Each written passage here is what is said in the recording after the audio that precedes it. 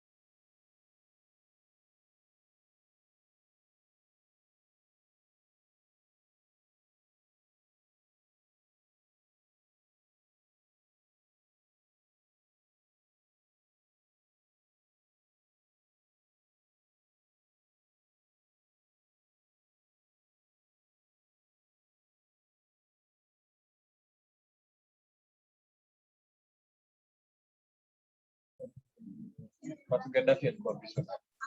Nikasema ni kitu chenye kusoma bado unacheki Gaddafi aliingia. Hi everyone, hope you're all well.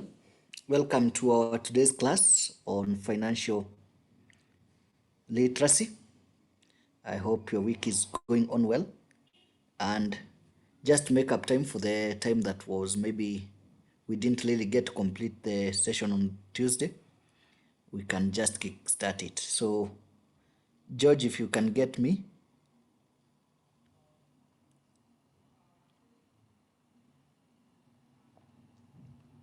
Hi, my friend. Oh, hi, George. We can get you. I can hear you. I can see we are about 32. Is that a good quorum to start with? Or do we sort of touch base on what we have done and then prepare our guys? We can touch base. The same kind of thing you did last time, just to capture the expectations. Yeah. Even as we plunge into the ocean of financial management. Sure. To start with. Yeah, that would work. Yeah.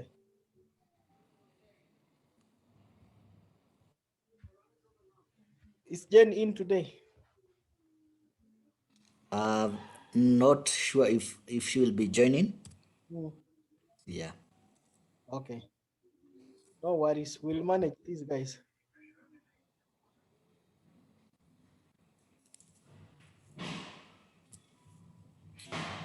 Okay, maybe as we are waiting for us to gain the quorum, I can get some few people to give us the expectation for this class. Volunteers.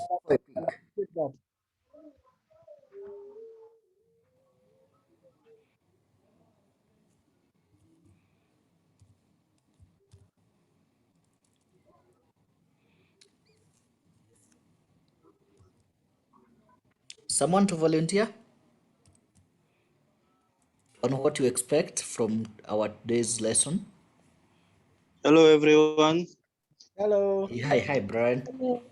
My expectation is investment platforms that have a compound effect that we discussed last week. So, yeah, I hope to gain more on the compound effect on investing, because I believe that's where we left off.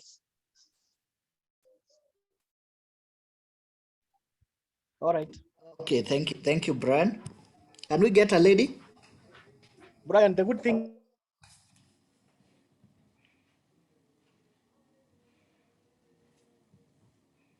George, you are speaking.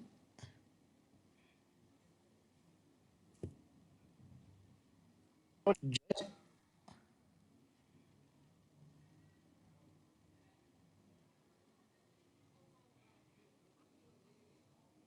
Okay, we can get a lady.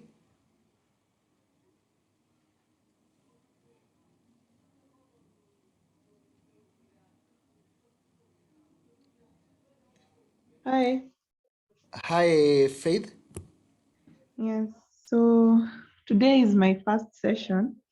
Okay. So I hope that I get to gain some budgeting skills, because like I have some, but I don't think it's enough for me right now. And hopefully to gain more insight into that. Okay, thank you, Faith. Someone else to go?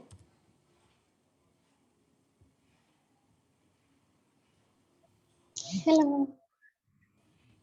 Hi, Evelyn.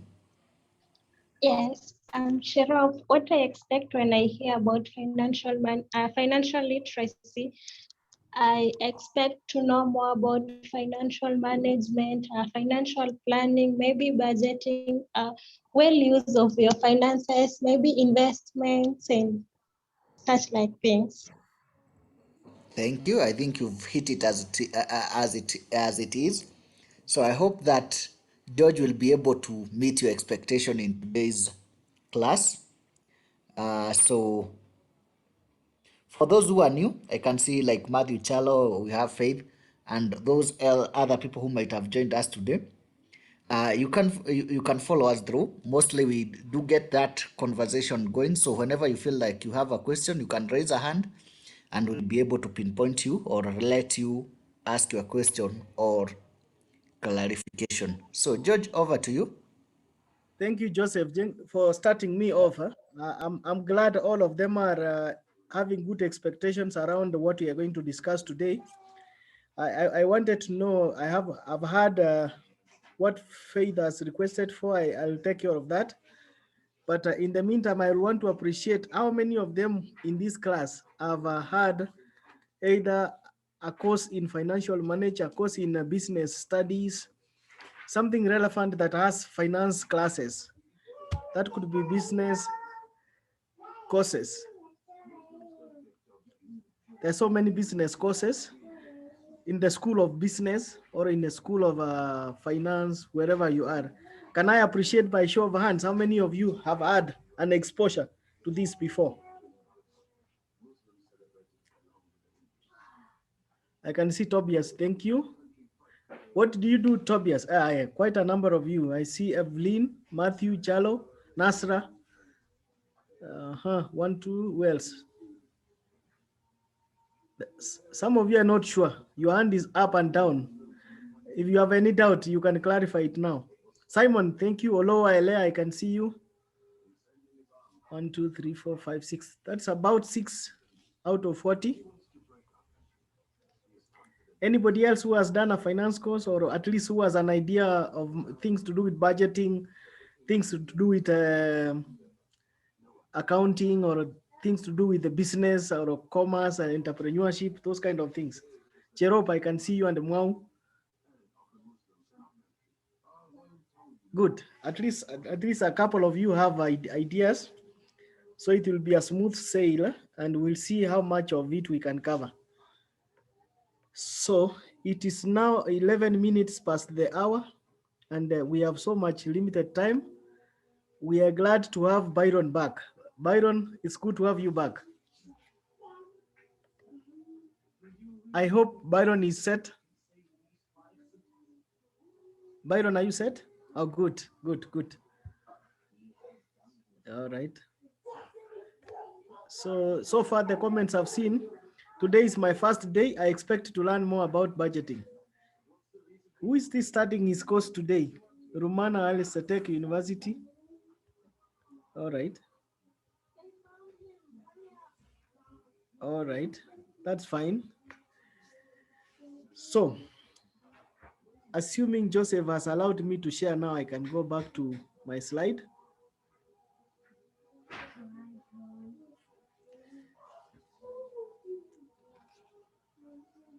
Anybody who has another expectation we need to hear as I load my slide?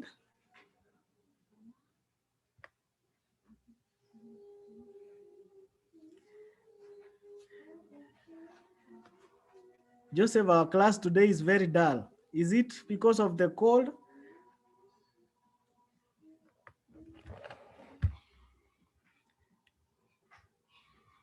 All right. I need confirmation from Byron that all is set. Everybody can see my screen and it's big enough. Anybody who can't see my screen for any reason? Guys, I need feedback so that we can move together. Judge the screen, and we can see the screen. Good. All right, perfect, perfect. So allow me now to start. Thank you all for creating time to attend this very important session. We still believe we have a lot of potential, and we have a lot that we need to learn, and it's a building stone from the previous modules that we have done. Remember, we have done a number of them, from self-awareness to work readiness skills, including searching for jobs, your resumes. Now that you already have your resumes ready, presumably, and you have all the skills for getting the jobs and applying for the jobs and all that, we went to decision making. Now you are a perfect decision maker and you can set your goals. Now moving this beyond the goals will take you to the next or the highest level of this course. The highest level is that now there is an assumption that you are soon or you're already now moving into the money market. You are moving into the job market, and you are already going to start. You are already going to start making your money. So as you make your first money, we'll be concerned how you'll be able to manage it, and how you'll even make that first money and do it right, so that unlike others who had to, unlike others who were struggling on how to make the first cents into their pockets and how to manage it, all of us are lucky that we have this session to prepare us psychologically when we move into the next level and we transition from the joblessness to the job market. Or if you're already there, at least you get some skills on how to connect and the ground to the job market. So today's session is basically to help you sail successfully into the future. So we are here today, but we are projecting to the future. And as a person moving to the next level, we hope that the cumulative knowledge you have gained this far is going to propel you and of course put you in a better position now to undertake financial decisions. I found this Japanese saying very, very exciting to me, and I hope you like it. This is what he said. It's now my usual way of introducing my topics, just to get some saying that sets the tone. He says this is Robert Kiyosaki. It is not how much money you make, but how much money you keep. How hard it works for you and how many generations you keep for it. Who sees a lot of inspiration in this kind of wisdoms or this kind of knowledge from this guy called Robert? I guess many of you can be inspired by this, that it's not about the much money you make, but it is how much money you keep finally when you make it, and how hard it works for you, of course, to be able to sort the generations to come. Yes. All right. So in terms of the lesson objectives, we have a couple of objectives that we'll try to see within the shortest time we have in the 2 lessons we'll have, and see if we need a third one. But the objective number 1 is to ensure that as you leap into the future, you know the basics of financial management or financial literacy as a person. And of course, we hope the workshop will be able to give you the 10 principles, the must-know principles for personal financial management or literacy, which you should be able to absorb and guide you throughout your life. So the next thing is we'll also plunge into debt management. We'll try to unpack whether debt is necessary in the first place, and if it is, do you need it? If you finally get it, how will you manage it? So we'll get a couple of principles and the roots of the thumb on how to manage debt when you need it. They say if you don't borrow, then you don't grow. So we'll get to that at some point. But there is also another huge, exciting topic around generating and managing earnings. So it is the earnings theory. How do you earn money? What options are there for you? How do you record your earnings? And how do you ensure you grow your earnings? That is the whole story about generating and managing earnings. Of course, every one of us is going to generate resources. The difference between us from that saying we've had, it's not the much we earn, but how much of that money we can keep. And from that way we have kept, how much money can really work for us, and also, of course, sort our future. That is rule of the thumb number 1 that I want everybody to take care of. Number 3, we'll also introduce shortly the time value of money concept and how it is associated with personal financial decisions. That will also, because we are looking at the future, of course, the future is uncertain. And when we do uncertain, anything which is uncertain, then we have elements of risk. And those risks are also risks to do with money and the value for money given time. We'll also try to see whether we can unpack the relations between the money management model, which has 3 angles. Number 1 is the knowledge or the theory around money. Number 2 is the actions around money. And of course, the behaviors. How do you respond to the presence of money or to access to resources? Or even when you have authority to make decisions over money, how do you behave? I've had guys who tell me I'm as tall as the wallet behind me. So You earn all your money and all your money is in the wallet, and you want everybody to appreciate that your wallet is fat. That's why you can sit tall, you can take the tallest stool somewhere and people can notice how you spend and all that. That's your wisdom, and of course we respect that. But there are behaviors that may not be productive, which may work or counter if affect what you are going to receive as a person. So basically that is the content, that is the depth, and that is what we expect to learn. From your expectations, is there anything that you had an expectation to learn that is not captured here? If so, please drop it in the chat box. Joseph will help me pick it up. So I'm assuming if there is anything you want to know around personal finance management that is not captured within here, please let me know so that I can know how to plug it in. So to start us off, let's begin by trying to unpack the financial literacy concept. What is it?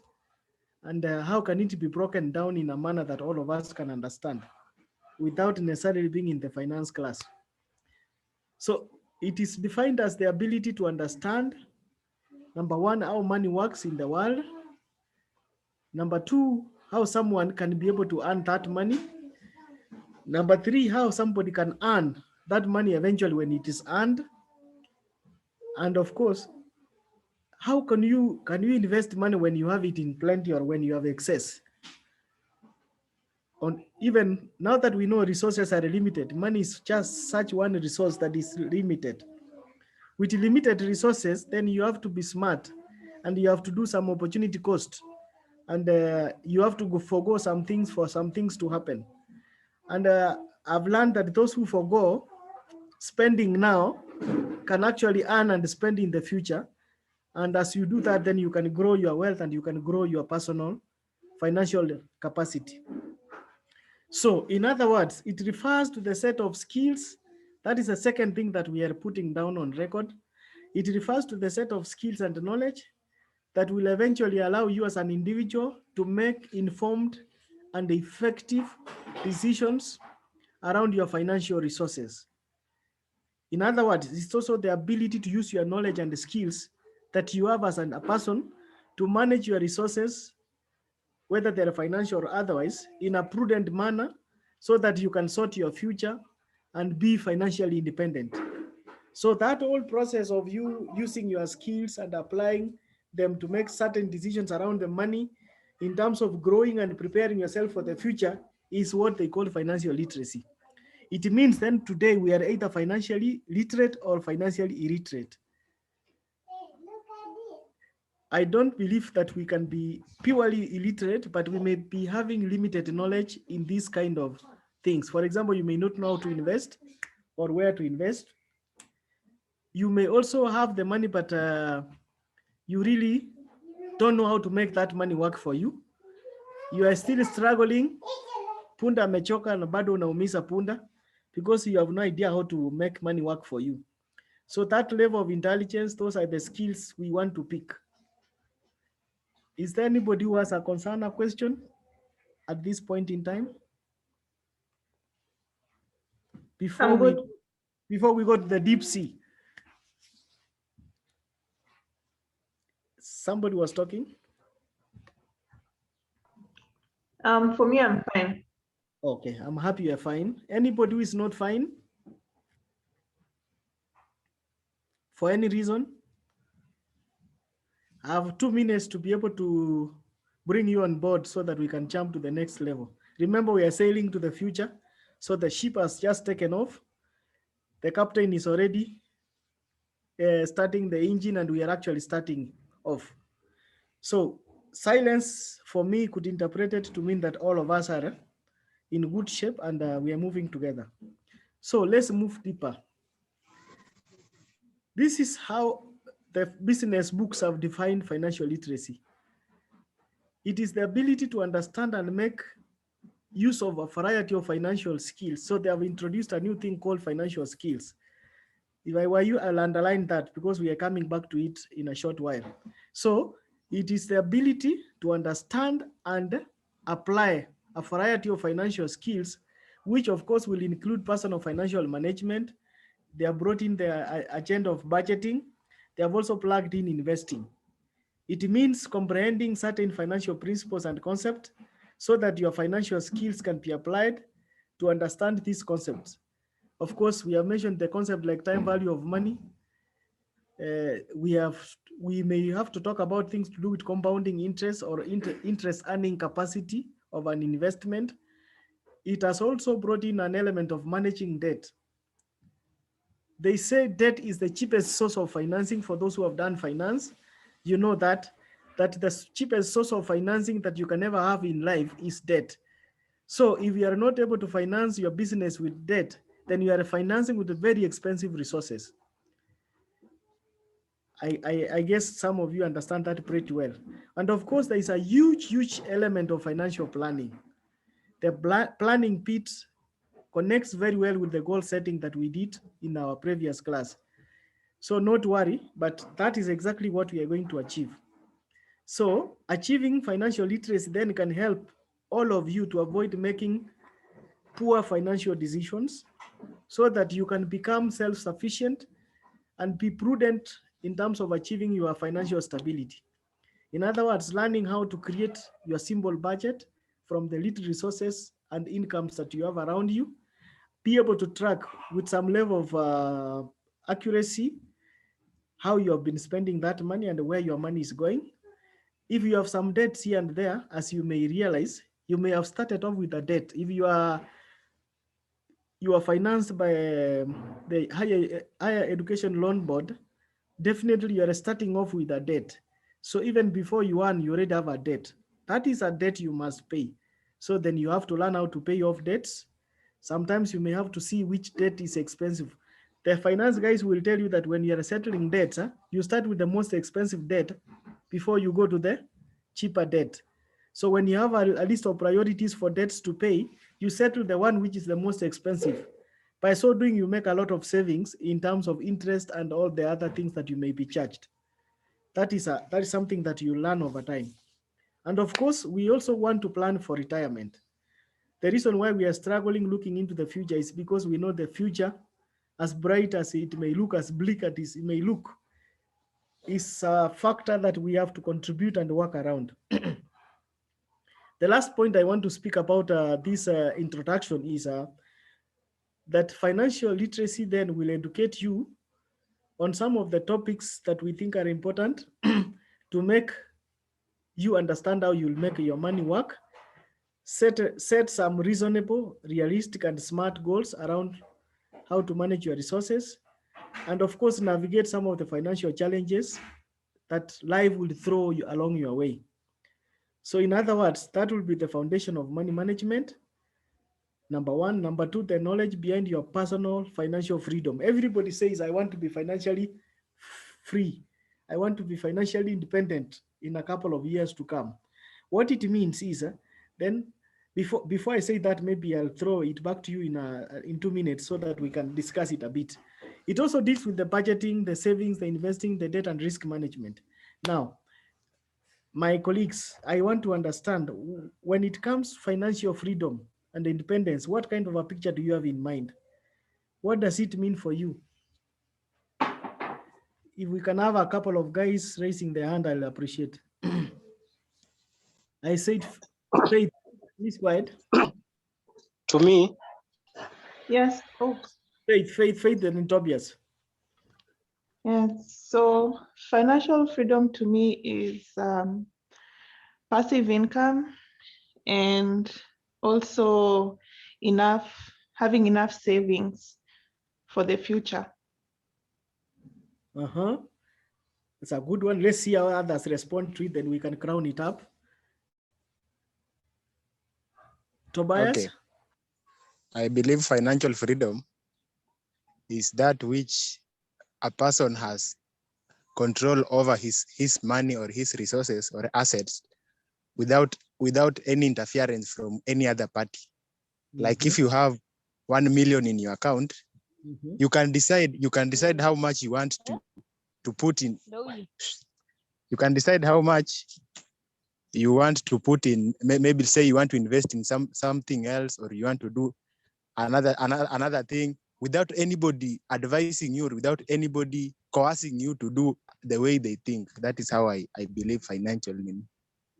That's a good one, Tobias, but I have to give a disclaimer here. I don't think I want to make people who are mountains for themselves. People who don't consult and people who don't listen to professional advice, and even to ask your spouses, what do you think about? Yes. So all that notwithstanding that freedom, I hope the freedom does not mean that then you become rigid and you become inflexible and you become a mountain of your own, where No. others would have to intervene. So I hope it doesn't get that far. No, it doesn't get there. Okay, sure. With that assurance, then I can allow Gabriel Fondo to throw in his thoughts. Okay, thank you. I think financial freedom, when you say somebody is financially has financial freedom, we mean he has the ability to make a primary decision maker with regards to financial matters. So, for example, if he's buying something, then he has the primary powers to make that decision. Although he can consult, he or she can consult. Thank you, Gabriel. Although I lost you a little bit, but I believe majority of us have gotten your. So, Simon Mwau, what is financial independence for you? When do you consider yourself independent financially?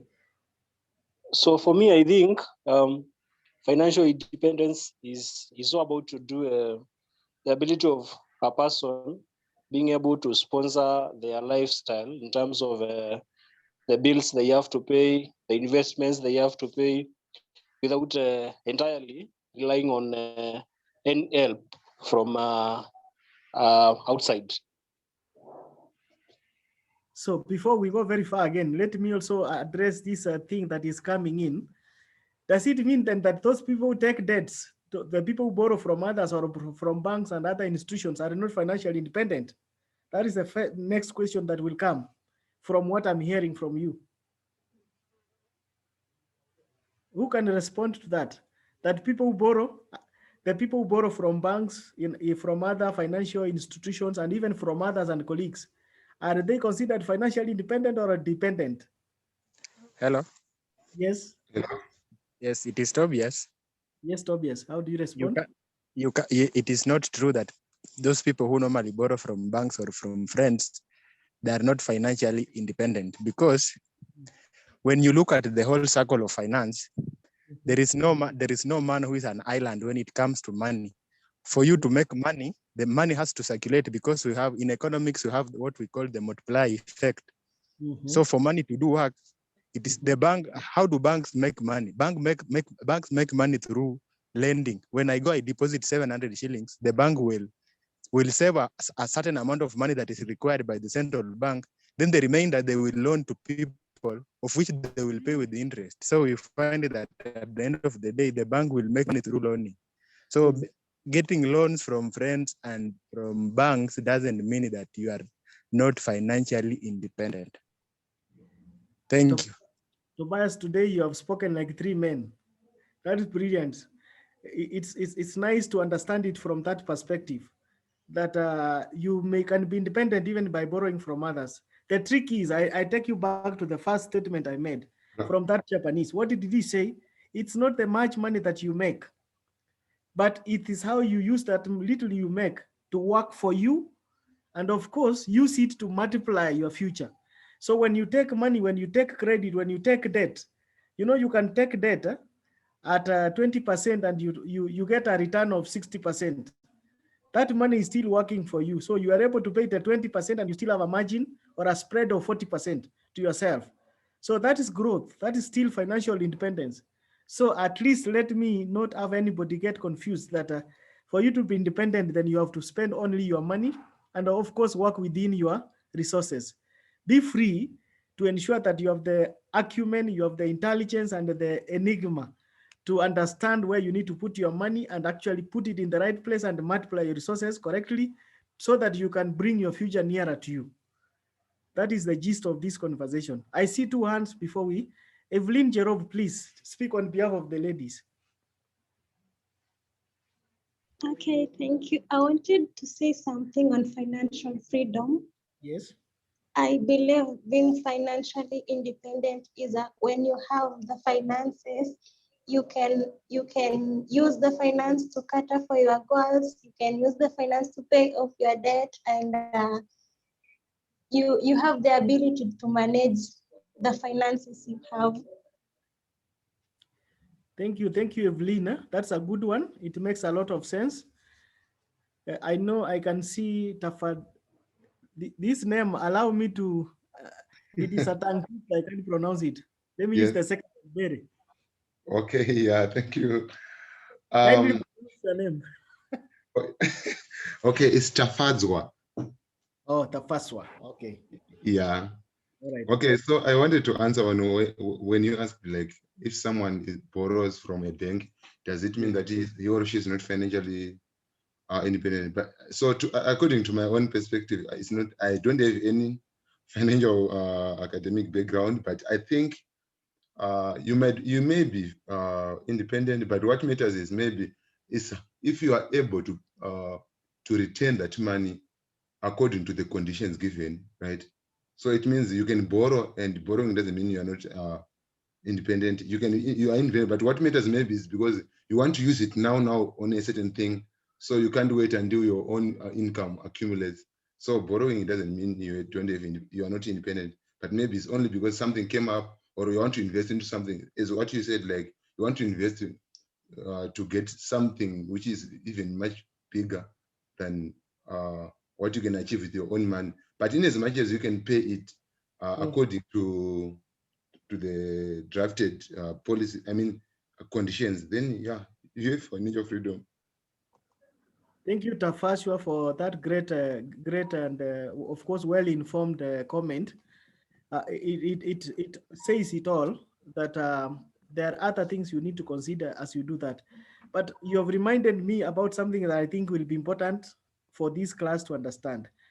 Let me give you insight. For the last 3 years, I've been tracking 3 things just to show you what it means when it comes to time value for money.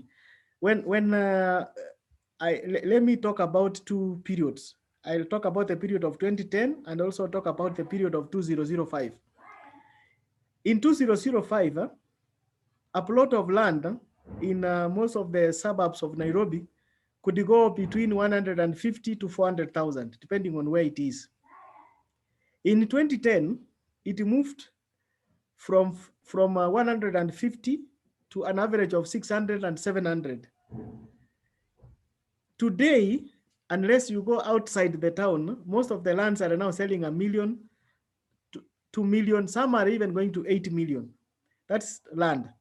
When you go to school fees, the average school fees that we were paying from 2005 and 2010 has now actually tripled. So what it means is, unless you plan for the future can only get more expensive. The future can only require more resources. And those who invested in 2010, for example, you could actually have allowed your money to work for you, because if you got a good land that was costing 300,000, now you can sell it at 2 million. If you're in a good place, even up to 10 million.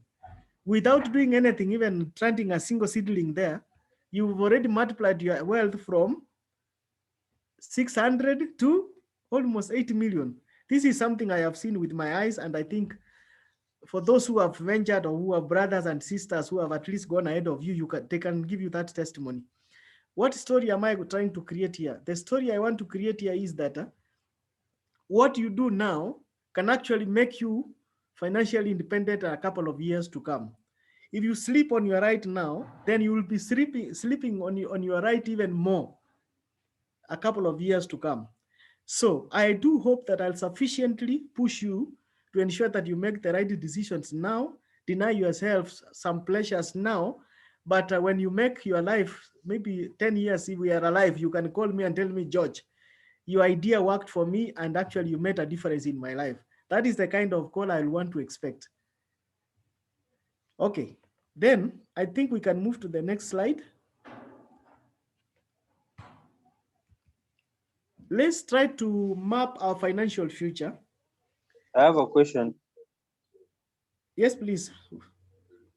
In terms of debt in a business, Mm-hmm. wouldn't you opt for crowdfunding instead of borrowing to start a business? Because as we know, most businesses don't go past the 5 years unless you have established your market very well. But with crowdfunding, you have capital and you have customers. Mm-hmm. Isn't it a better option than debt financing?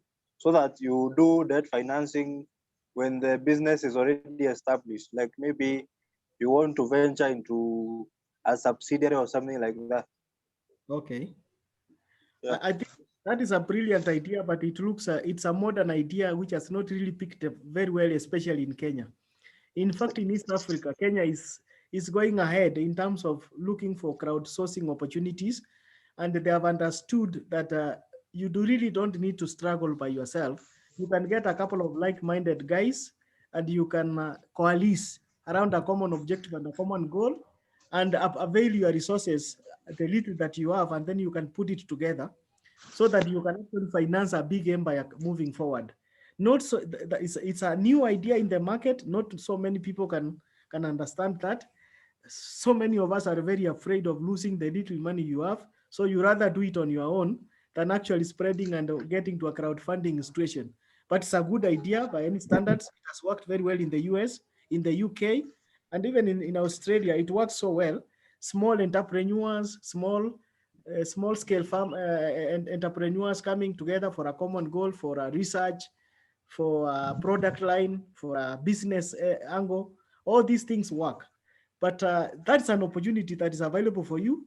But of course, you really have to take what you think you have skills to do, so that you don't see people swimming and you start swimming and then you drown. So the idea here is there are so many opportunities that are available out there. Debt is an option, but we are going to take a slide or two to discuss about debt management, so that then you see how important the debt is and how you need to use it. But I appreciate your comment that there are so many opportunities there. Please look out for them. Feel free to pull your resources together, because even in business they say two heads are better than one. There is a lot of synergy that comes out of people working together, running out the entrepreneurship, whether it's apprenticeship. As you work together, so long as you have a common goal, a common objective, and you have parameters and goals that you can be able to track, I have absolutely no problem with that. Thank you for that. Thank you. Yeah. Thank you. So let's try to map our financial future. I have tried to look at the future using a microscope, and I don't think this is all that is there to see. I know, of course, there are so many other things that are there in the future, but this is how I look at it. For me, number one, it's about my food and my health as the basic human needs. Before I think about love, before I think about fun and other things, I think for me, I look at food. Do I have food to eat in the next couple of years to come? Is my health good enough to live for the next or survive in the next decade? Then, of course, many of us, other than my colleague who told me is really in for celibacy, some of us are looking forward to have families, or we already have families. So as we look at that, then as you will have a family, and a family, you will have your children, and your children will have children, and of course, children of your children. So that is not the genealogy of your life. You see all that going. I hope, and even the Bible tells us, even the Quran, that everybody prays to see his next and the next generation. It is a blessing when you see the children of your children and the children of your children. But it's not a blessing when you die prematurely and you don't have that opportunity. Then from there, another concern, which is of course within the horizon of your future, is your job. You either have a job right now, you dream to have a job in the next couple of years or couple of months, or you actually really want to be an entrepreneur. You need to crowdfund, like my friend has said. So you are really looking at expanding your earning capacity, expanding opportunities to create income coming your way. So in other words, your future is also about how you are going to, the opportunities you have as a person to generate resources. Of course, now that you are in the academic field, you already have set your careers. For those who have graduated, you already know your career. You know how far you've gone, and of course, you know how far you need to cover so that that education can make a difference in your life. So as you do that, education becomes another concern in the future. Like you already have a first degree, you're doing your master's, or you are now looking at your PhD for those who want to permanently damage their heads. Whatever you really want to look, the sky is the limit, but you already have a future in that education line. Of course, then you will now also bring other things like love. You also need to feel loved. You want people to appreciate you because you are part and parcel of their future. You are make a difference in somebody's life. You are returning back to the community. You are having your sport and fun. All things is actually part of your future. That is the map that you have. I know there are other things you may want to consider in this map of the future, like what is missing here. For example, if I may ask, what critical element is missing in this map?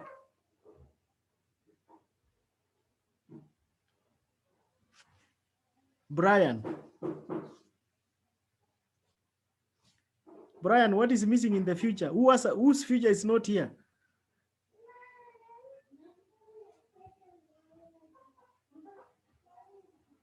Please, let's save time. Whose future cannot be seen in this map?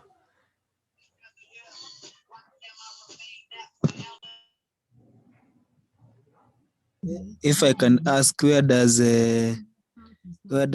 investment falls in, Actually, in a financial? That's what I wanted to say. Part of the future is growing your income. Growing your income will come in terms of investments. Actually, there is also savings. Even before you went to investments, you have a saving future. You may have to save in the next couple of years for you to be able to invest, as we are going to learn in the next 2 slides. So for me, I know there are a number of things that are very important and pertinent to you that are not appearing here. Like, for example, those who want to own a home. Don't you think having a home is important? Yes, your food and health, but don't you think it's also having a home is important? It's very important. So those are all things that are important, but I wanted to just make you appreciate how the complexity around your future and the number of decisions that you are going to make as you jump into the next in the next course of action. Just like in the sea, as you sail, as you sail, you could be having a lot of winds coming across. There could be very strong ones, currents that could be pushing you away. So you really have to be sure that you can stand the test of the time and fight to ensure that you have a future. So that's all I wanted us to map in this case. But now I want to jump into the first key discipline, which is the discipline of budgeting. Unless there is a question that is concerning what you have covered in the first 3-4 slides, I'll jump into the next topic, which is discipline of budgeting. Any question that I need to respond to quickly?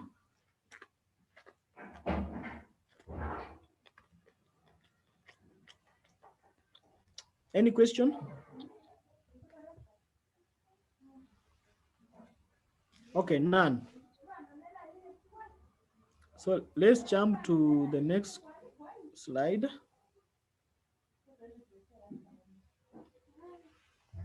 Now, budgeting starts with tracking how much money you receive every month minus how much money you spend every month.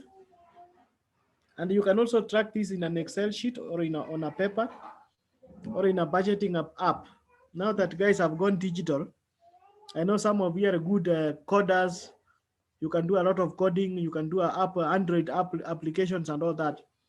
You can do this application and it can save you. I hear now there is also View Sasa that can help you in planning and budgeting and paying debts. That's also possible. But the bottom line is you must be able to track your budget and of course be able to make a sense out of it. When it comes to budgeting, take note of the following. The first item is you need to take a list of all the sources of funds that you have or you receive in a month. So when you are doing budgeting, the first item you take care of is to ensure that you know where your sources are coming from. If you have no source, then I think you may not even need to make a budget, because what are you budgeting for? By getting the list of all your incomes and resources, including what you get from your side hustles and your donations, the windfalls gains and the spot pesa wins that you make, you first have to anticipate how much money you are going to make or you have made in a month. Then you can do a budget based on that.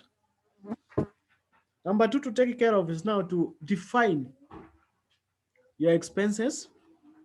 And as you define your expenses, you need to list every purchase that you make in a month. You can split this into broad categories. On the one hand is the fixed expenses, and on the other one, the discretionary spending.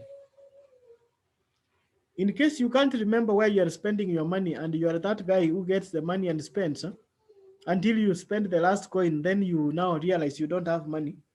Then you can see whether you can review your statements. You can look at your credit card statements or your M-Pesa statements. In Kenya now, we have become an M-Pesa economy. Everything we are doing, we want pesa pap. Everything we want to pap, pap, pap. So we may find majority of us spending, and the nearest statement you have is your M-Pesa. Now that some of us are refulizing until you change your numbers and you have like 3 numbers and all of them are on credit. So as soon as you fuliza, you drop it down and you get another one. Then when people send you money, you say, don't send me to that line because hiyo nimefuliza.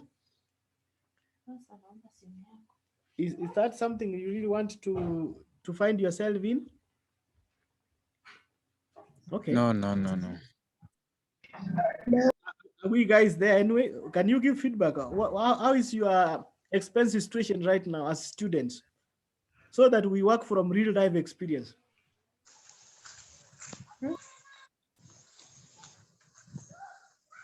Hello? Okay, for me, Fuliza can be a life-saving, a lifesaver, but then just know you have to pay it. Even if you run away to another number, you'll have to pay. So debt is something that I really try to avoid in as much as you can, but I really try. I just hope that this class is not made of those people who are, we call them serial defaulters. Serial defaulters. From one account to another, ushatoka huko, umeenda Equitel, umetoka Tala, umetoka Tala. Even before you start earning, if you go to your credit score, it will be hitting the roof even before you start earning. Nobody can give a job with that kind of credit score. It's really not a good habit that anybody can want to, but it's a savior, as you said, but use it wisely and prudently. And when it is due for payment, please pay it back. And I believe none of us are in that kind of quagmire. Fixed expenses are then what we consider as the purchases you make every month. These ones you have no discretion. You have no choice. For example, if you don't have a house of your own, then you have to pay rent. Otherwise, you have to sleep on the street or somewhere else or somebody else's house. So then rent a fixed expense. If you are paying rent and you have electricity, then you have to pay for power. Otherwise, you may have to be in darkness until you pay. So the same thing to loan payments. When you take loans, you have to pay the loans. You have to eat. This is what I call the utilities, the electricity, the water, the garbage collection, and all these. Those are things you must pay. You have no choice. And when it comes to discretionary spending, it is considered non-essential. In other words, you can do without it. You will not die, or nobody will lock your door because you do not spend on discretionary budget. It varies depending on who you are and your attitude to money and the relationship you have made to your income. For example, it matters the kind of restaurants where you want. The restaurants where you want to enjoy your meal and the kind of meal you want to have, but you may also not have the meal. So it's a so consider them as want but not need. If it's a need, then it becomes a fixed expense. If it's a want, then it means I want this, I want this. Somebody told me, and this is, don't throw any stone, but ladies are good in wanting things. When it comes to fashion, when they went to the supermarket, they are the ones who know the best things. They really want everything. I don't know whether it is true, or is it men who are doing that? Maybe somebody who has done some research can tell us that. But there is a huge tendency to want the best things that have come. Men, no. As men, we don't. Really? Yeah, we are. Ladies are always in competition with themselves, like in competition with fellow ladies. How can they So compete? Feel like we are better budgeters, because even in the home, if you check, it's usually the woman who does the family's budget. So as much as maybe there's a correct side of that, I don't think that's true. I totally I second the woman. Oh boy child. So my friend, if it was not your mother, I don't know whether you'd be here today. But it's the men who pay, so you can't take all the credit. That is always about ladies. Mhm. I don't think it's even about credit, it's facts.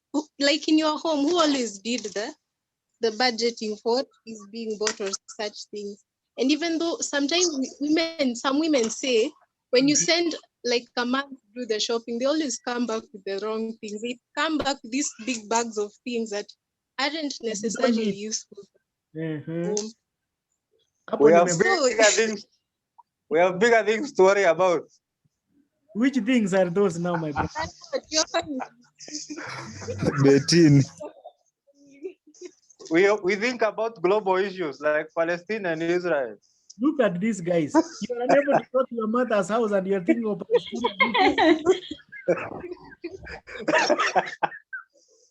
Palestine. Anyway, the next thing that we really want to understand in the discipline of budgeting is the whole idea of savings. You are budgeting so that you at least know how much can you save, because you are able to analyze your income. You know how much you have, you know the kind of expenses you have, you have taken care of the fixed expenses. Now it is from the discretionary budget that you can make savings. And it is through the savings you make that you can actually make a difference in your future, because of the time value of money and because of the compounding power of the interest, and because of the earnings capacity that you empower yourself with when you do the savings. So for me, the idea of budgeting is inevitable. Everybody at least must do a small budget. Who doesn't agree in the idea of budgeting? Who doesn't agree in the budgeting idea before I go to the rule of the thumb?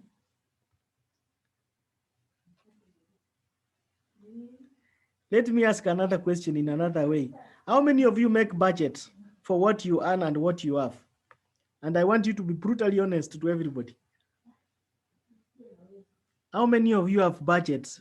Personally, I make, but sometimes we I don't feel make budgets. Not in your heads. You written see, down. George, Yes. you should ask how many men make budgets. Oh my goodness. Oh. Okay. Personally, I do make budget, but sometimes I fail to follow it. Why? You have been raised very well, Tafazwa. Hello. The men have gone quiet. Is that a true for me, hypothesis I can that say. men don't budget? Hello. Yes, please. Okay, for me, I do budget because actually, George. Yes. If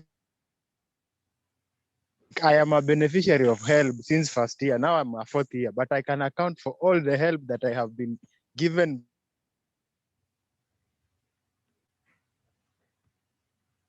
Account for the money where it went, how much I spent on this, how much I used on this. So sometimes with the budgeting, there are some things you have to sacrifice. You don't just have to have everything, because money is never enough. So you have to ensure that you budget in such a manner that you are within your money. Usikuwe unakula vitu mingi zenye hata hazikusaidia. In other words, you are saying that you don't live beyond your means. Wisdom, Yes. wisdom. You can live as much as you want so long as it's not beyond your means. That's why the rule number one in budgeting is to ascertain your income. To the extent that your income is available or not available, then there are things you can do and you cannot do. But the question Tobias did not address himself to is, do you have a written budget or is it in your head? Actually, mine. Be honest. I just want to be prudent. I don't want to. Sitaki kujionyesha. The issue is, once I have income, like help, like this semester, I knew that my help is 14,500. Yes. And therefore, because I know that money is going to come in the next 1 week, yes, I start budgeting for it. I know that I haven't paid the whole of the school fees, so I make sure that school fees this much. I need some rice in the house. I need some rent. How much am I going to? This guy has disappeared, or is it me? Even to me, so no, it's him.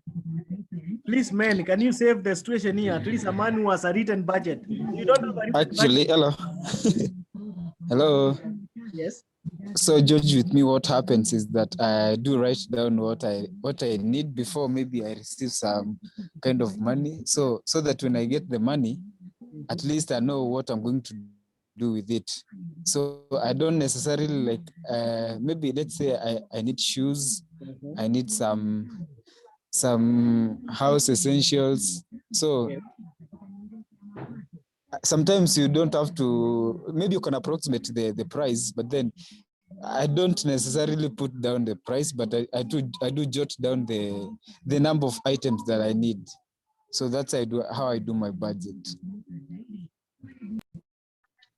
Okay. Yeah. Can I add something?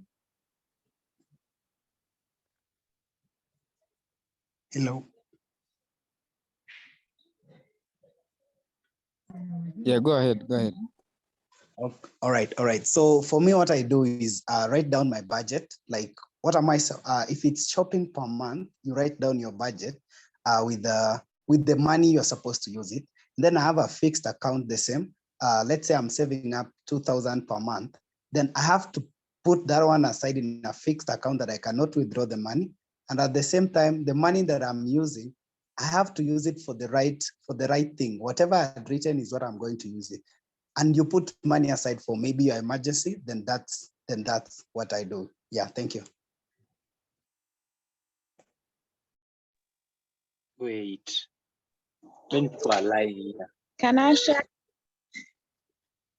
Okay, let me talk about something. Many people are lying here because most of the things people are saying here are according to books, but in real sense, najua mkipata pesa bana unatumia.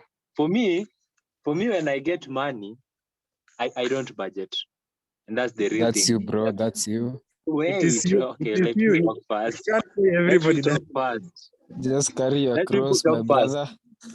In the house, there are some things that are essential that you just buy, like foodstuffs. Those are some things that you must just buy. First, when I've already catered for foodstuffs, and my rent is paid, my electric bill and water is paid, those are the only amount that I consider essential. And then that's budgeting. The remaining amount that will be there, now that's the amount that I'll be using in different things. Na yenye itabaki, if at all itabaki by the end of the month, hiyo yenye itabaki ndio nitaweka account. But sawa watu wanasema like when I get this amount, I put specifically this for this mpaka ishe yote, hiyo ni uongo. I think whatever that guy has said, he has just broken down the budget that he is always in his head. But then that's budgeting, my friend. Eh?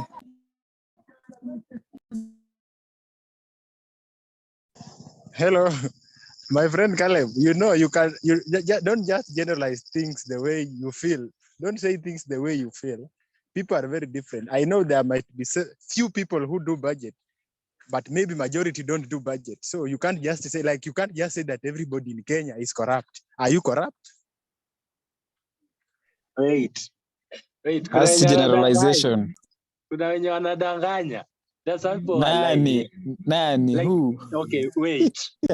Nimesikia mtu anasema ati yeye akipata 30,000 anaweka rent, anaweka nini yenye ana save. Bro, utapata kiatu mzuri hapo nje, hiyo savings utatumia yote. That's impulse purchasing. No. Acheni kujifanya like you are very nini. Just be honest, brother. Be honest. Guys. Hi, people. As we are discussing, also let's kindly. The Rock of Ages. For our other colleagues who might not understand Kiswahili, kindly. Okay, thank you. Sorry, Joseph, can you hear you, Mia? Yeah, I can hear you, George. Good. Sorry, I around this time I don't know what happens around our area. I normally get thrown out of the internet, and I hope I don't get disconnected again. Sorry for that. So confirm whether my slide can be seen. No, not yet up. Let me try to share again. As soon as you see it, please let me know for the sake of saving time. It's up. Good. It's up. You can just enlarge it. Okay, that's what I'm doing. Jen was on the floor. I don't know whether she was able to share her sentiments, but I think she threw in her thoughts. So basically what we are trying to learn is the budgeting process and the discipline of budgeting. And it has been confirmed. And this is what you guys said, that women are better planners financially. And they are the ones who, the majority of women, if you take a sample of a few, you may find that out of 10, you'll find more women making budgets than men. Because men plan for bigger things like wars in Jerusalem, and also other places, and also the East African community, and the boundary things, and Somalia. Those are the things you plan for. Those are the ones you put your money on. But that is a story I got here, and we have to respect that. So let's move further into another very interesting rule of the thumb that I also want to leave with you. So the whole idea of budgeting, please be guided by the rule of the thumb. In this rule of budgeting, we say that it's essential to live within your means, as we have said, and saving enough to meet your long-term goals. In other words, if you have long-term goals, your long-term goals will be financed today. Your future home will need to be financed now. Your future freedom will be financed now. That's why they brought in the 50-30-20 rule. The 50-30-20 budgeting rule is a very simple model that says 50% your take-home pay or your net income for those who are earning after tax should go to your living essentials. Remember, we have already spoken about the essentials, the fixed costs. You have to eat vegetables, you have to pay your utilities, you have to pay your rent, and of course you can't walk to your workplace or to school. So that is the 50%. But remember, the 30% is what will take care of your lifestyle expenses. In other words, the things that will make you to be the man or the woman you want to be. To have your hairstyle, you need a good haircut. Hatutaki watu kunyolewa na mapanga. You need to look like a decent guy who has been groomed, who has gone to a good school, who can, of course, exhibit the degrees that you have. So you really need some good grooming. You need to dress nicely. You can't have shoes that have no bottom. You get what I mean? So give 30% to the lifestyle expense. But 20% should go to your future. So if you destabilize this formula and you have no money going to the future, then your financial freedom has been impaired, if not crippled. So if you follow the simple principle of 50, 30, 20, as a general rule, you'll find your life so easy, and your financial freedom and future can be an easy thing to achieve. Do we agree on this? Yes, I do. Yes. Even if you Yeah, don't sure. agree, we can Yes, I do. discuss. Do you believe that we really need I to have a create money question. for the future? Yes.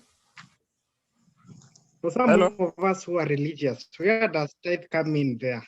Sorry? The tithe. For some of us who are religious, where does Yes. tithe come in? Let's see a response from the religious side. Who can tell us where it should come from? Hello? Yes. Okay. I am Tobias. Yes, Tobias. What do you I think? want to answer that question of the religious side. Yeah. If you are earning a monthly salary, Yes. you consider your salary as you will be withdrawing some money from your salary so that you can pay tithe. Yes. That becomes a fixed expense. Yes. Because you know that Mm. out of what I get, 10% I have to take it to church. Yes.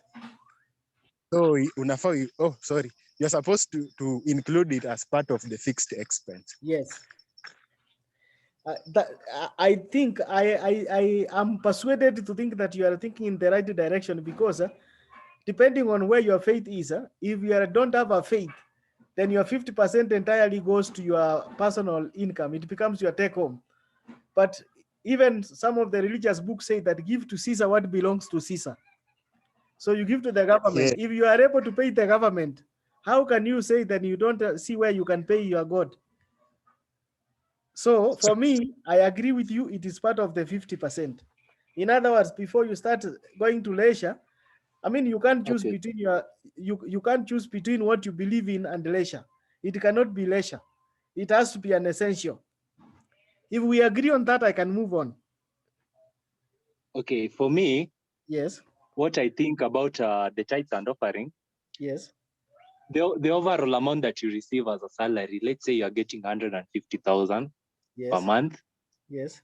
I think 10% of that 150, before we Yes. now do the 50, 30, 20, should Yes. go to the salary. Because You go to according the to the scriptures, yeah. according to the scriptures, you should give to God 10% of what you get.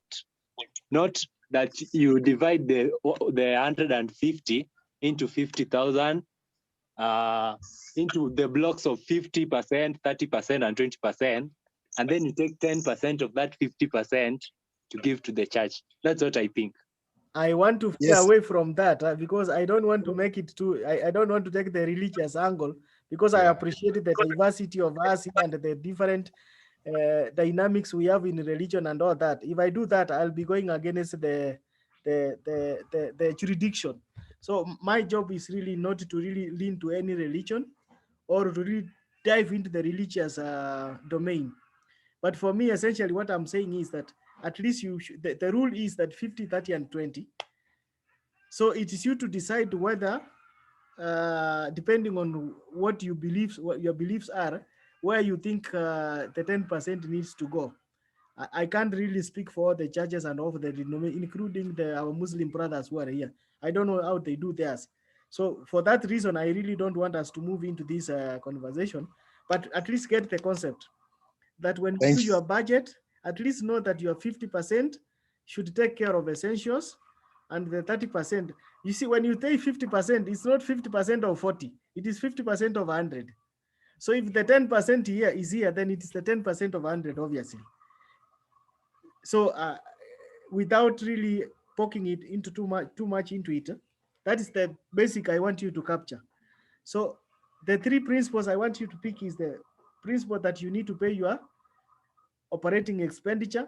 You need to also to manage your life and live well, enjoy your life. Otherwise, if you are going to have money and you are walking with shoes which have no bottom, and your shirts are really not in good shape, and you are, of course, being gender sensitive, and of course on the flip side is true, then there's a problem. But most importantly, at least give some money for the future. because your future must be planned today. The journey of tomorrow is planned today. That's why unless you plan for the future, then you have no future. If your budgets all along have no future, then I don't know where 10 years to come where you shall be. That is the concept I want you to pick. Let me use this symbol Excel, budget and a bar chart to explain in a little bit more details how a budget will look like. This is not the only budget you can have because it depends on your household. It depends on your income. It depends on your utilities and who you are in the society. Okay? So if you are that who has 3-4 spouses, of course, you know what it means. You have to plan for all that, the housings and all that, the savings. So for me, I want to be modest and say, using singular, if you are the only one, then you need to save. You need to do some housing, utilities, transport, food, entertainment, debt. Of course, this has brought in the concept of debt, that for you to save, then you at least put 10% into savings. When you add the 10% into savings and the 10% into debt, then you have your 20% investing into the future. Do you see that? You are having a debt today because you want to prepare for the future. So when you add the 10 and the 10, you have your 20, which I had put into the future. When you go to the essentials, you can see we have housing at 30. We have utilities at 5. We have we have food at 20. So when you add all these, of course, you'll get your 50% that is going into essentials. But then you have also a 10% that is inside the future and in the savings that we have already taken care of. Then you have the entertainment. So there's rule of the thumb is that your entertainment should be at least 5%. If you want to have the best results in the future, then your entertainment should be just around 10% or 5%. If you are going to have an entertainment of 30% and you have a rent of 10%, then your priorities are upside down. Do you agree with me? If you change, like your entertainment is more than your priorities or your housing and food, then there's a problem with that. Does anybody see a problem with that? Yes. How you allocate your ratios? Like if you have 50% debt, even in companies, we say that is a highly leveraged or a highly geared company. You can be bought at any time. People can even buy you at any time. You close business. That's where you need to balance the debt you need to have as a person, just like companies. You need to have reasonable debt so that you don't have debt like the Kenyan way of having debt. The Kenyan style is not a good example. I don't urge you to learn from it because we are living in debt, and our children are going to have debts that they did not even earn, or they did not work for, or they did not even benefit from. That's not a good way of running an economy. If you run your economy like Kenya, my friend, you are lost. So I persuade that you don't learn from that example. Let's also bring in a few things in here. Number one is about annual returns. So I'm introducing the concept of time value of money, and I'm also introducing investing for the future, which is the retirement values, and how you get your retirement value from the simple investment you make. I'm making a simple assumption that majority of us at least are just about 25. So we say you begin this from the age of 25 and you retire at the age of the 60. That is the assumption I'm making. But I know these dynamics can change. You can even retire at 35, depending on how smart you are. You can retire at any time, but let's take a logical and an ideal situation where everybody retires according to the government at 60.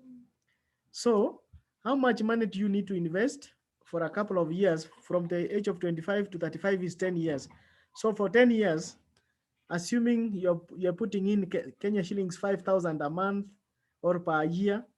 So if you convert the dollars into shillings, this is about 50,000. If you save 50,000 per annum, you do that for 10 years, you'll have saved how much? Guys, calculation. Hello? If you save 50,000 per annum for 10 years, is that not? How much money is that?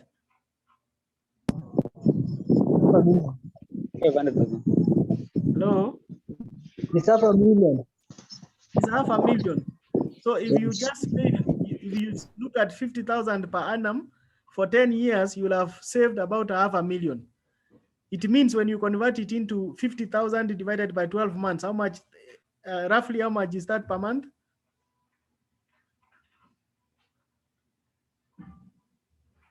Guys, we want really to do things mathematics and we are struggling with this. Brian, how much is that?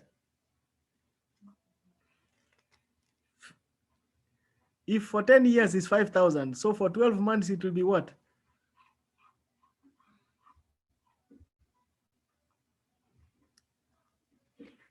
$10 months in a year you save.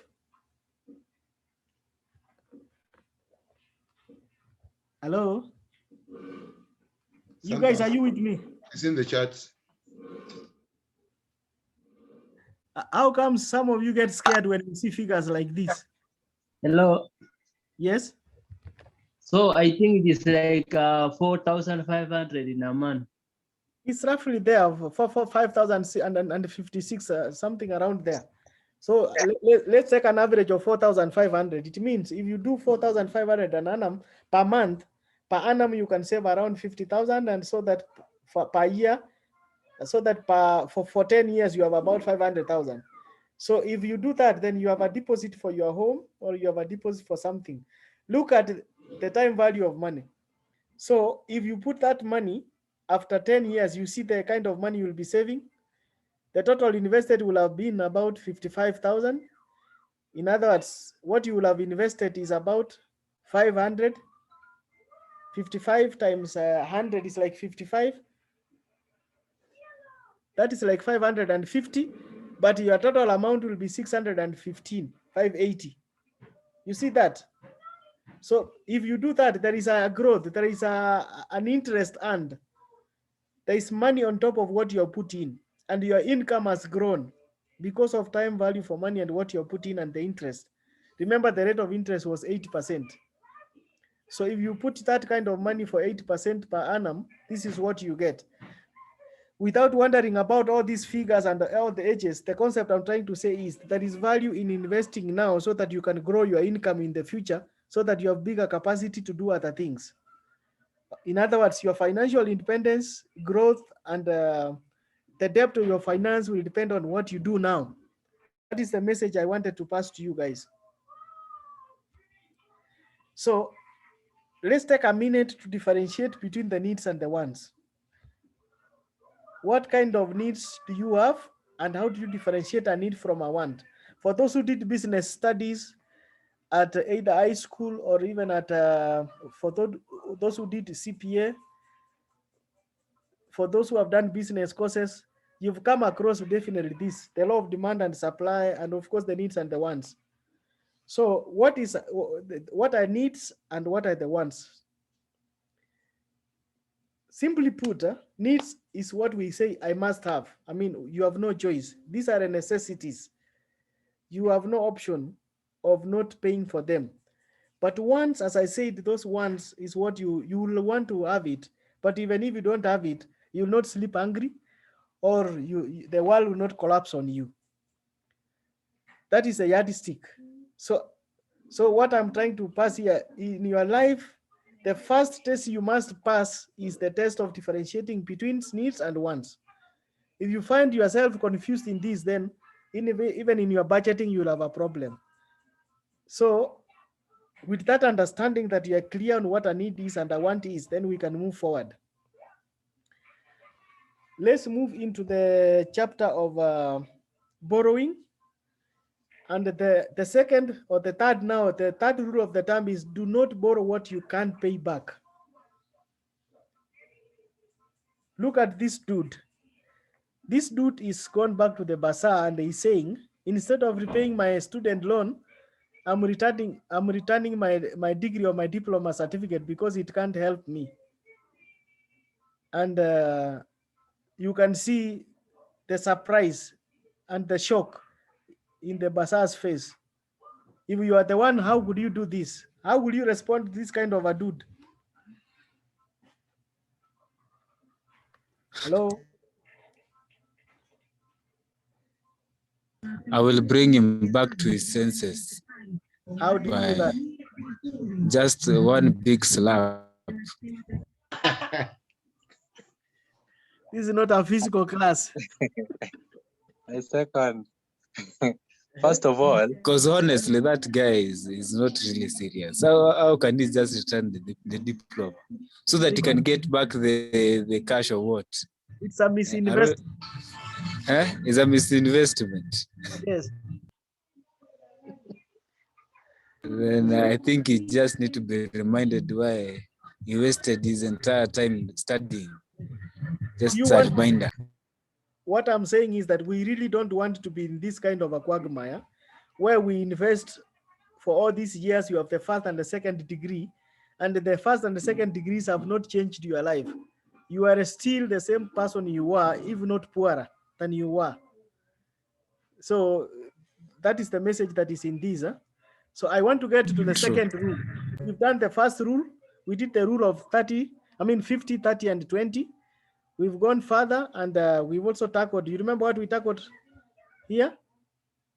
We've done that. So we've also come to the time value of money and the compounding effect of saving for the future. We've differentiated between the needs and the wants. Now we are getting to the borrowing, and these are the rules we need to have when it comes to borrowing. Rule number one is the rule of 20-10, 20 to 10.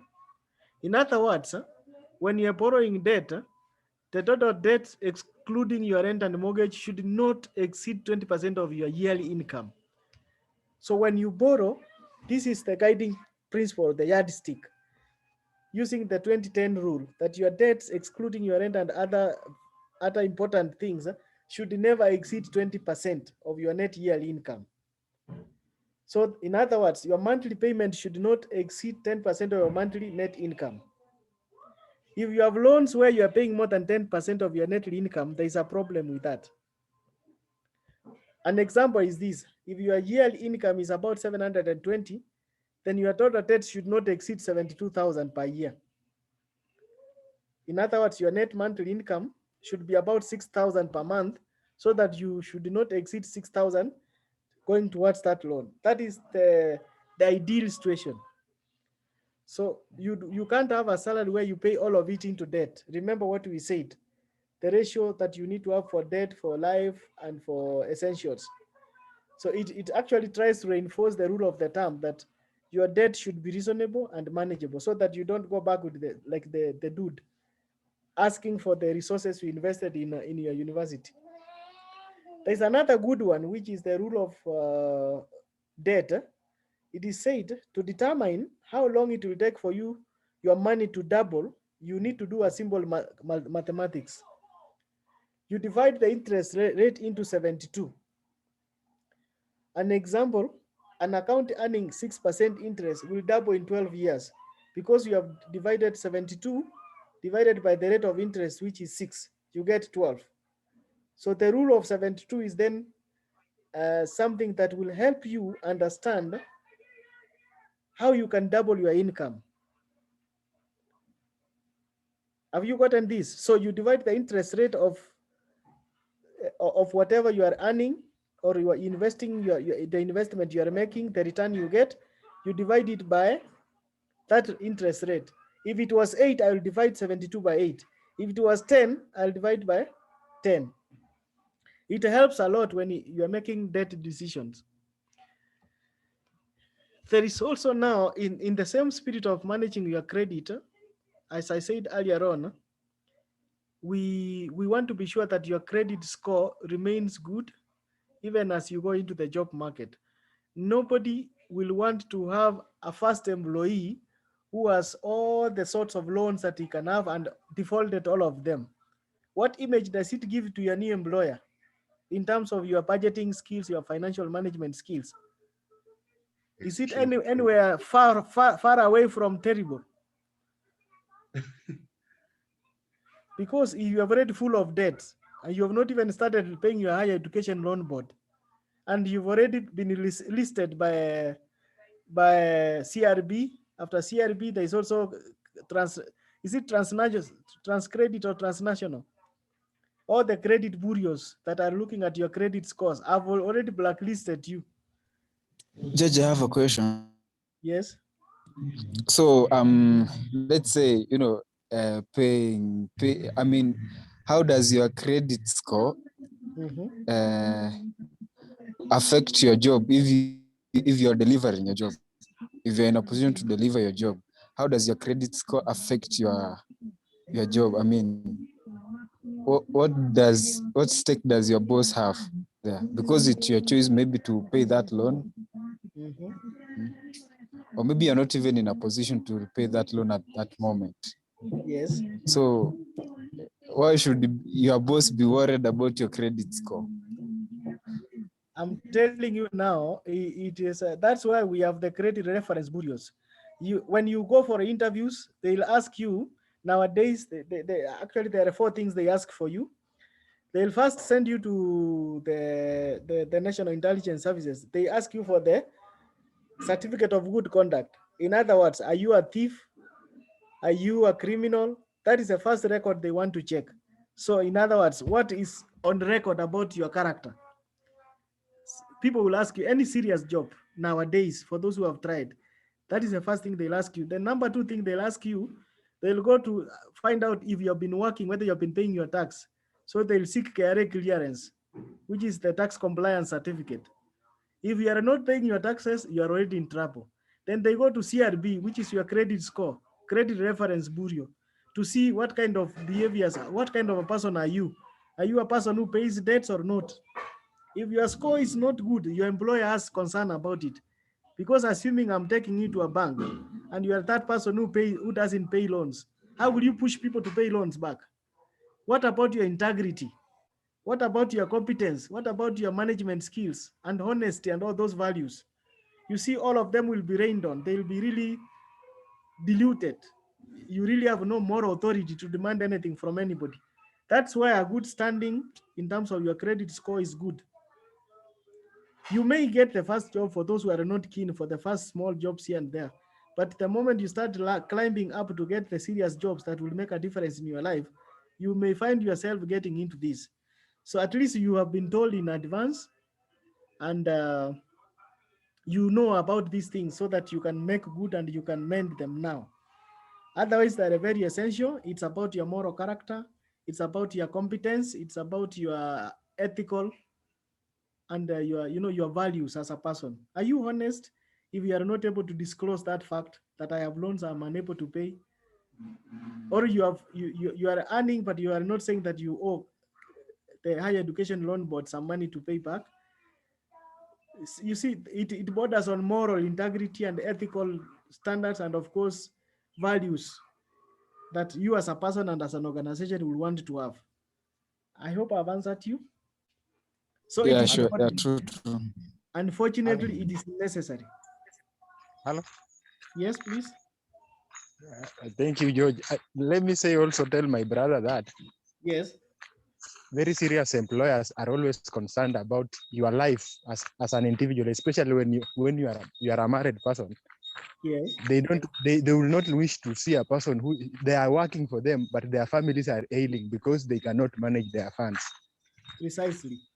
So some serious employers will ensure that you are on a better position to deliver both at the company and at home, so that none of the parties gets bereaved. Precisely. There is something we call the work-life balance. They don't want people who are working and they've forgotten their families, so that yes, you are working, but then you have difficulties managing things at home. You are sleeping in the office because you have trouble at home. You are unable to send your children to school, and you are a teacher in a school. I mean, and the other students know that your children are at home because you can't pay their school fees. How does it argue with you as a person? Despite the fact that your employer is not keen about your children, if he gets to know this or she gets to know this, how do you think they'll react?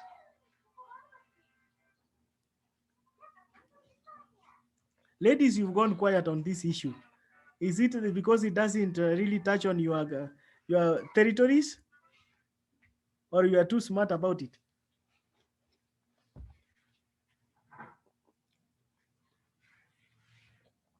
Hello? Any question? Alexander. Okay, Gigi, I have a question. Yes, please. We are coming to the tail end of our class today. Yeah, maybe it's a question that I should have asked a little bit earlier on, but what happens when you are in a savings scheme? Yes. And then problems keep popping up, like, oh, someone calls you, I'm having this kind of trouble, and honestly, you didn't really want to touch, maybe you don't want to touch on your savings. So what can you do? What happens? Brian, you're not brave enough to ask the question you want to ask. I have a feeling you have a deeper issue that you're not bringing out. What is that deeper issue? Is it the question whether you should help your friends, your sisters, and your other people because you have a strict budget? Is that the question? Something like that. But I just understand that I don't have problem helping those, someone in need. Yes. I'm just maybe asking a question because it happens all the time. Maybe even if not all the time, but most of the time. Yes. You remember, if I take you back to the budget, let me go back to the slide we looked at before this. You remember this? Do you remember? Do you see number 8? Others. Others is a small allowance that you may have issues to come. Your mother may need some medicine. You see, your sister may need something, or even your colleague. Sometimes even your neighbor may be in trouble and you're the only one around. So as you think about how to sort it out, you save life first, and then you need an emergency budget, an emergency kitty for yourself. Before you go to Fuliza, your first kitty should be with yourself, so that Fuliza becomes the last option, the land of last resort, if I may say. So you should always be aware that there could be other unknown, unexpected issues that may crop up, and you have to manage as a person. Sometimes you may have to, for example, Kenya Power can even disconnect you when you have paid, and they tell you pay first before, as you confirm that. If you don't have any other money, will you go without power? So you really need to have enough shock to manage your other expenditure that may come along the way, and they will surely come. So that will be my response to that. Okay. So yes. So tomorrow, I mean in the next class, which is on Tuesday next week, we'll be moving into managing earnings. After managing the earnings, then we go to the signs of debt problems, and then we go to personal credit management, and then we will be able to do the first part of this program. So for today, we'll begin from here next time. So it is start time now. We can have about 5 questions because it's 7:37. Then we can call it a day from here. Did you enjoy the lesson? Yes. Yes. Do you think it has added any knowledge or any skill that you can use? Yes. Yes. Anybody who has like personal. Hello. Hello. What I'm trying to say is, I don't know, there's some echo somewhere, but what I'm trying to say is I really enjoy listening to such lessons or other sessions, because it's one of those subjects that we don't really find in class, even at home. And if you are like, maybe you happen to be able to get such something like finance literacy at your home, then you are one of those lucky people. So for me, it's very interesting. I really want to know how I can manage my finance and have like a variety of solutions to this money problem. It's not that we should lean towards only jobs and CVs, but I think that this finance lesson is really important to me. Yeah. All right, thank you. And something I really wanted to say is something I learned back in the days about the issue of budgeting is that a fool and his money is one big party. So if you can't really budget for your money, then you know what happens, how the party goes on, and you come to realize that you don't have anything and you haven't achieved anything at the end of the day. Thank you.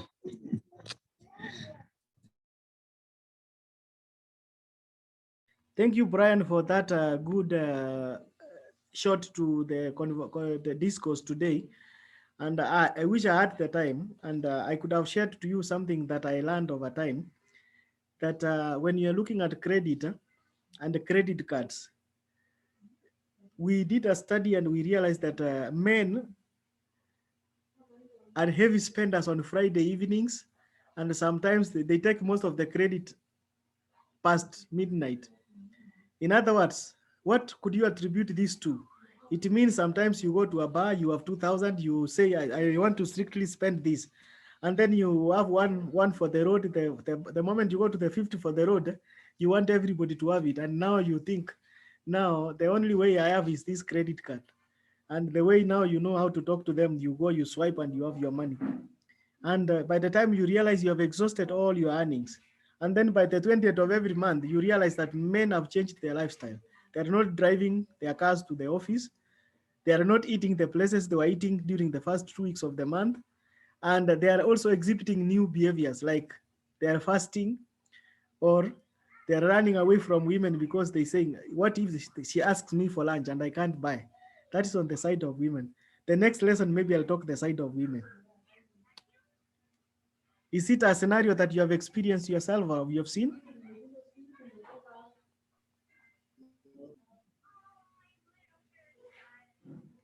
Wanaume kwa floor.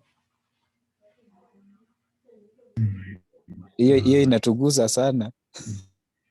Itabidi, this is how you guys are behaving, and your lifestyle is known.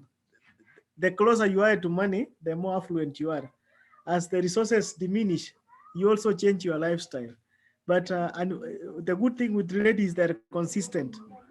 They know how to plan their life all the way to the end of the month. They can maintain the same lifestyle. Actually, they're the ones who eat in the good places towards the last weeks of the month because they have planned their life better than us.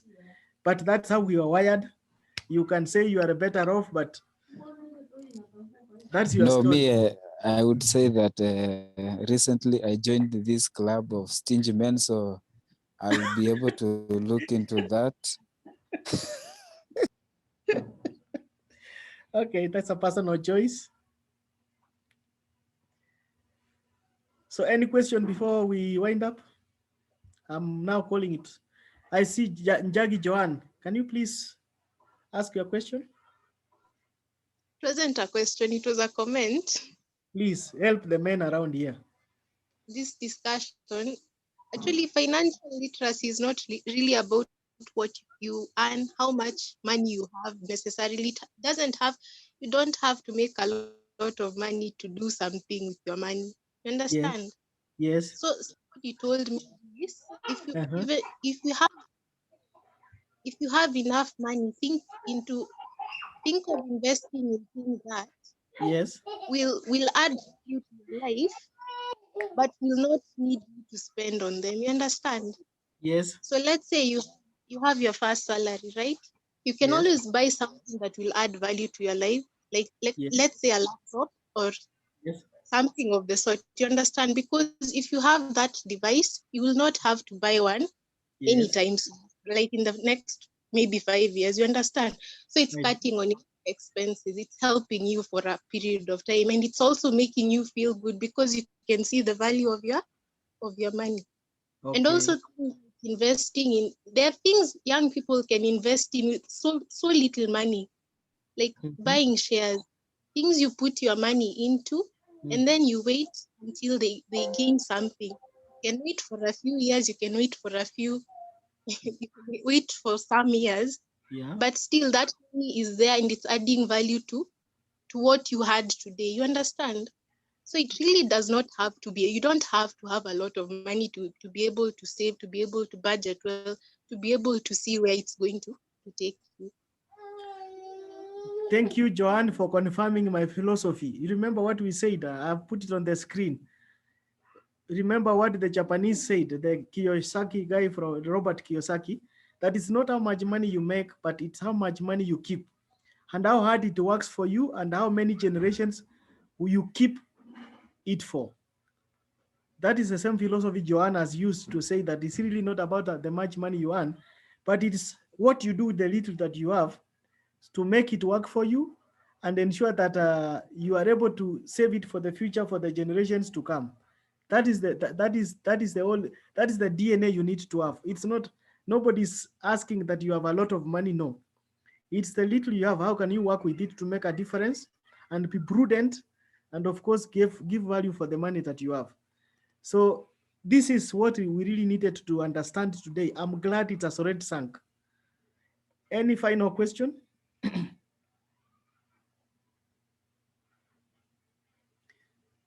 Good. Silence means we are all, our ship is really in good shape, and none of us has drowned along the way, and we are hoping that we'll hold this until we meet next time again.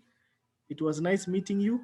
Joseph or Jane, if you are around, allow me now to hand over the meeting back to you.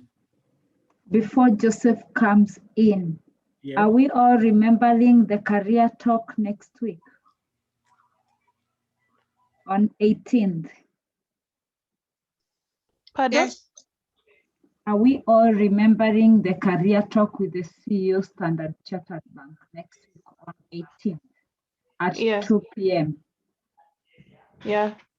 Okay, we are going to be sharing the flyer because it has like the login details to the meeting, and you can also share with your classmates who are not in the program, because with the career talk, we want as many people as we can.